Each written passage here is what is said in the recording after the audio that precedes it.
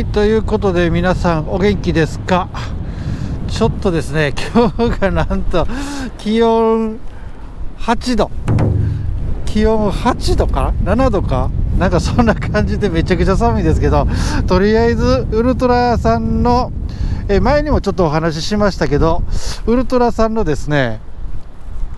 コンピューターをですねノーマルに戻したんですよね。戻して、インジェクションチューニングも一緒にして、回転数を下げたということで、それについてのレビューでございます。はい、ちょっとめちゃくちゃ寒いですけど行ってみましょう。で一応ね、家からここまでね、リンクのこの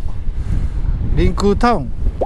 ていうところまではだいたい高速で来たら1時間ぐらいで来れちゃうとこなんで、ちょうどいい距離なんでね、試し乗りっていうことで今走ってきました。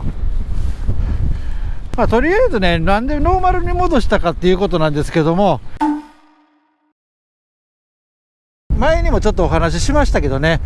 まずサンダーマックスっていうコンピューター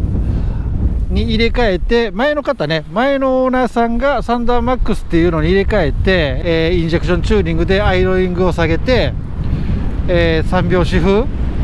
にしていたということなんですけども、3拍子風にはなってたんですけども、ただ回転数が低すぎてね、たまになんか止まるんちゃうかなっていうぐらい、エンストするん違うかなっていうぐらいちょっとね回転数が低くて、不安だなっていうのと、結構ね、なんていうかな、この乗ってる時にギクシャクするっていうかな、このシフトチェンジして、例えばシフトアップしていく時はいいんですけど、シフトダウンしていく時になんか回転数がぎこちない感じになるっていう、シフトダウンしていってんのに回転数がブンブンって降りていかないっていうね、感じやったんですよ。ちょっと分かりにくいかもしれないけど、ブーンっていってブンブンっていくはずが、ブン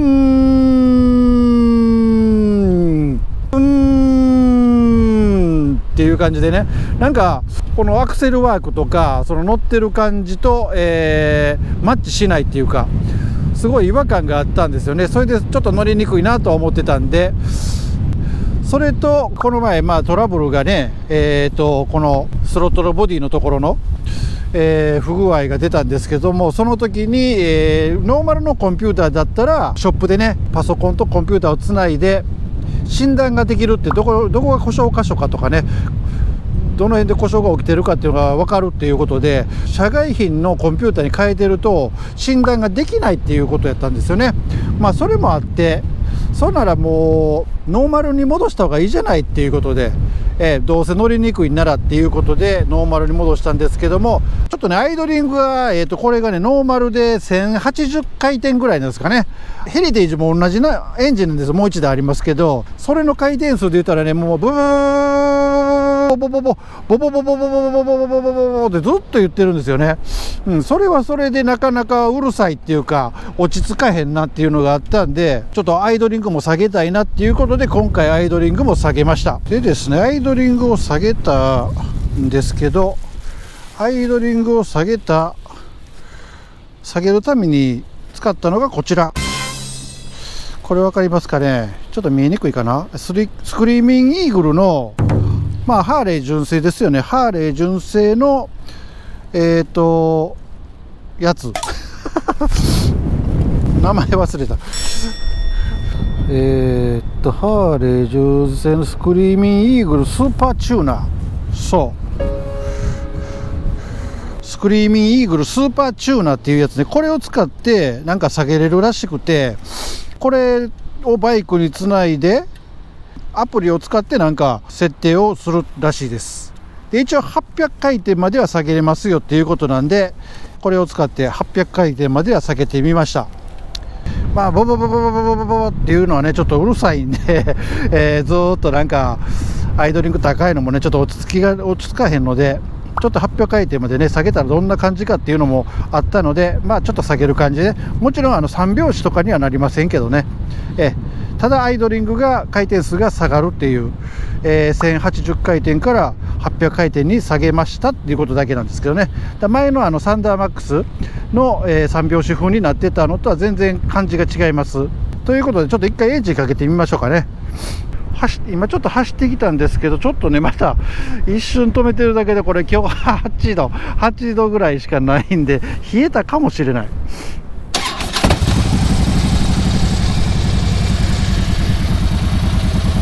ちょっと上がっちゃったね。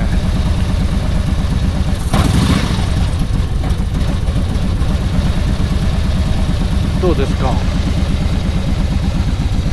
どうでしょう。800回転っていう感じじゃないな。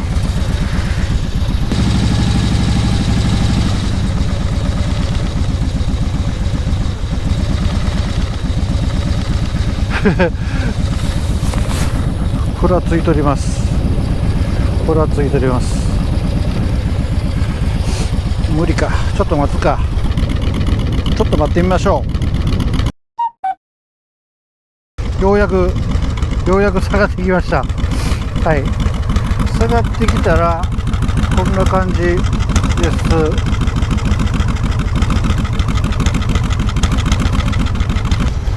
ちょっと不安定、ちょっと不安定やな。前のねサンダーマックスと比べると、全然感じは違いますね。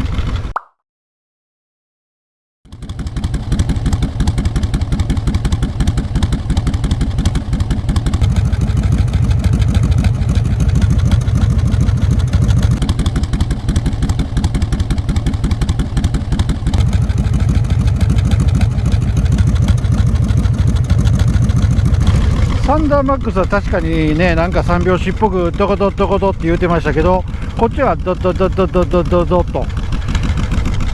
いう感じで、雰囲気的には3拍子の方が雰囲気はあったんですけど、こちらの方が安心して乗れるかなと。コンピューターもノーマルでね、